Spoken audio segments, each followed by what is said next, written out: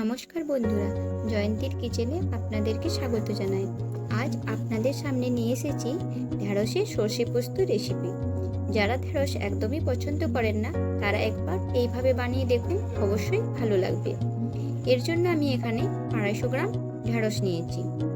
এবার আমি ঢ্যাঁড়সগুলোকে 2 টুকরো করে কেটে নিচ্ছি। যদি আপনাদের কাছে ঢ্যাঁড়সের আকারটা বড় হয় তাহলে আপনারা 3 টুকরো করে কেটে নিতে পারেন। আমি এখানে ছোট ঢ্যাঁড়স বলে 2 টুকরো করে কেটে নিয়েছি। কাটা হয়ে গেছে। এবার ঢ্যাঁড়সের মধ্যে আমি পরিমাণ মতো লবণ দিলাম, পরিমাণ মতো হলুদ দিলাম এবং আমি এখানে 1.5 চামচ বেসন দেব। বেসন দিয়ে ভালো করে মাখিয়ে নেব।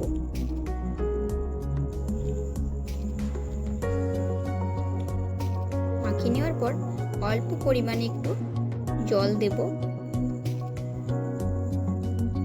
একটু জল দিলাম। জলটা আমি সেই জন্য দিলাম যাতে বেসন, লবণ এবং হলুদ গুঁড়ো ভেন্ডির গায়ে, ঢ্যাঁড়সের গায়ে লেগে যায়।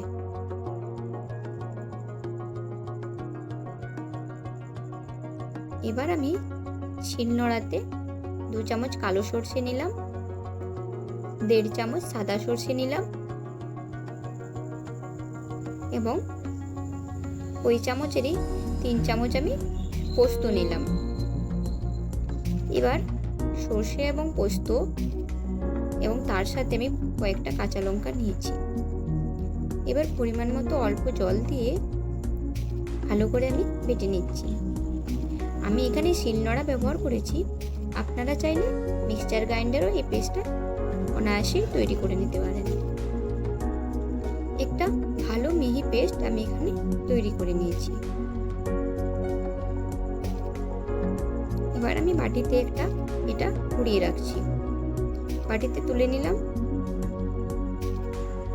এবার একটা বাটির মধ্যে আমি 1 চামচ হলুদ গুঁড়ো, 1 চামচ ধনে গুঁড়ো, 1 চামচ জিরে গুঁড়ো নিলাম। অল্প পরিমাণে জল দিয়ে আমি এটা মাখিয়ে রাখব।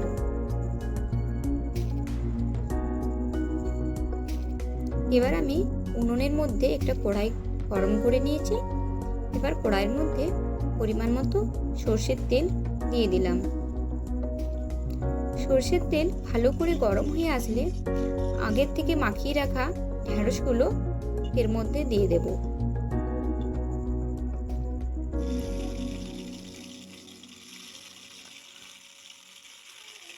তিন থেকে 4 মিনিট ভালো করে ঢ্যাঁড়সগুলো ভেজে নেব। ঢ্যাঁড়স ভাজা হয়ে গেছে। এবার আমি ঢ্যাঁড়সগুলো তুলে নেব।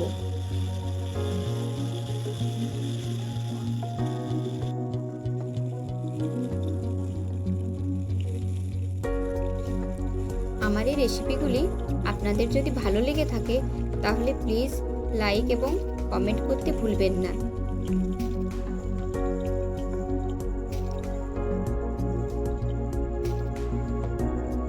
এবার ওই তেলের মধ্যে সামান্য পরিমাণে চিনি দিলাম, একটা লবঙ্গ, একটা ছোট এলাচ, এক টুকরো দারচিনি এবং একটা তেজপাতা টুকরো করে এবং সামান্য পরিমাণে পাঁচফোড়ন দিলাম।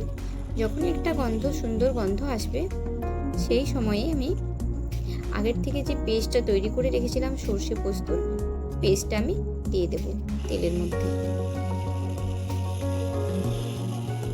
তেলের মধ্যে পেস্টটা দিয়ে ভালো করে কষিয়ে নেব। দিয়ে আগের থেকে যে আমি জিরে, ধনে এবং হলুদ গুঁড়ো জল দিয়ে ভিজিয়ে রেখেছিলাম সেটা আমি দিয়ে দিলাম। যখনই এরকম শুকনো হয়ে আসবে ভালো করে কষিয়ে নেওয়ার পর এই অবস্থায় সামান্য পরিমাণে জল আমি বাটিগুলো ধুয়ে দিলাম। জল দেওয়ার পরও আবারও 2 থেকে 3 মিনিট ভালো করে কষিয়ে নেব।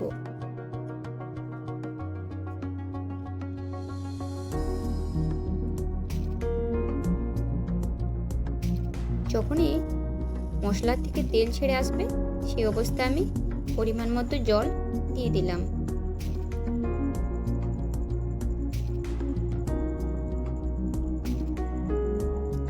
এবার আমি আগের থেকে ভেজে রাখা ঢেঁড়সগুলো দিয়ে দেব। এবার কড়াইতে একটা ঢাকনা দিয়ে আমি 3 থেকে 4 মিনিট এটা রান্না করতে রেখে দেব।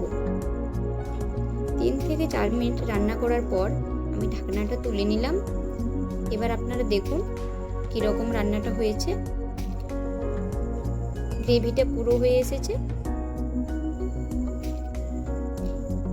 এই অবস্থায় আমি আবারও অল্প লবণ এবং অল্প চিনি দিয়ে দিলাম। আপনারা আপনাদের পছন্দ মতো লবণ এবং চিনি স্বাদ মতো ব্যবহার করবেন।